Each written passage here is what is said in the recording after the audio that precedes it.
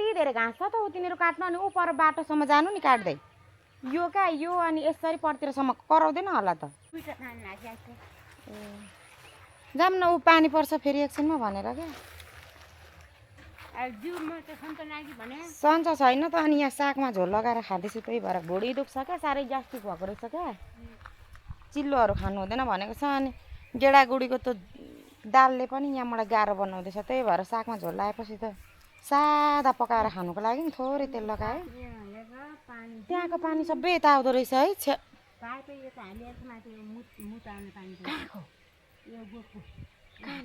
यहाँ त दिदी धानहरू के रोप्नु भन्दा डह्रो सप्रिन्थ्यो है अनि मुत गाईको मुत त धेरै राम्रो हो नि त केही मलै लाउनु पर्दैन थियो है अस्ति पूजा र मैले टिपेको कहाँ हो होइन हौ साग चाहिँ यहाँ मैले अस्ति भर्खरै दिदीको देखि क्या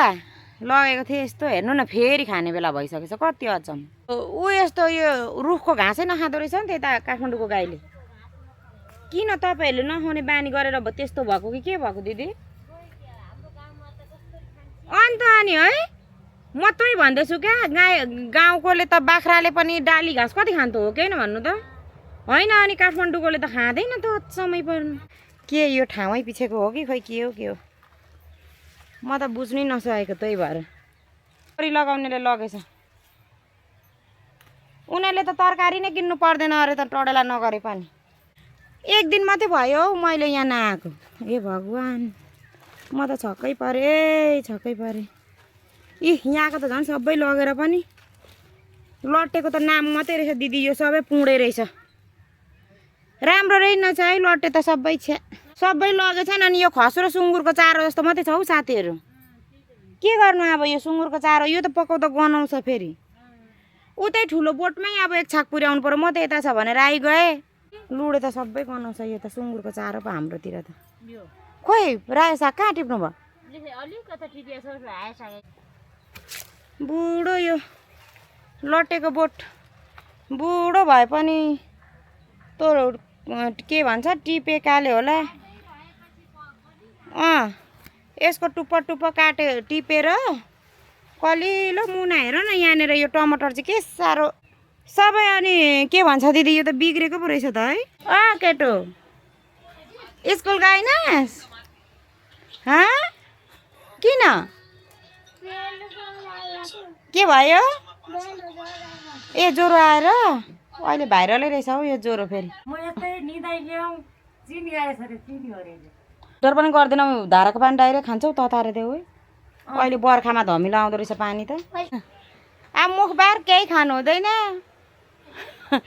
के खानु हुँदैन अब ज्वरो आउँदा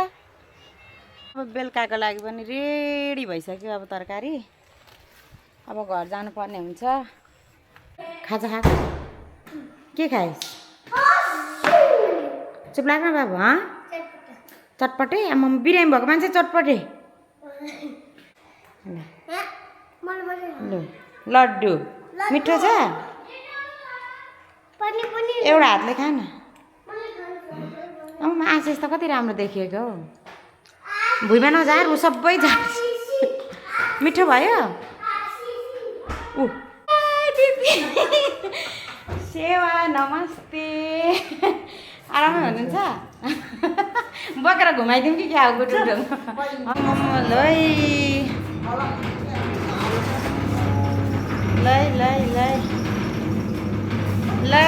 लै मेरो हजुर लु छोड्नु म बोक्छु गरौँ छ ठिकै रहेछ लु हाम्रो दिदी नै आइपुग्नु भयो पर्खिँदा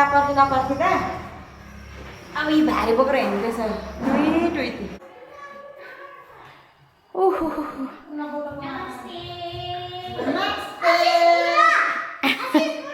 आशिष बुढा घर गइसक्यो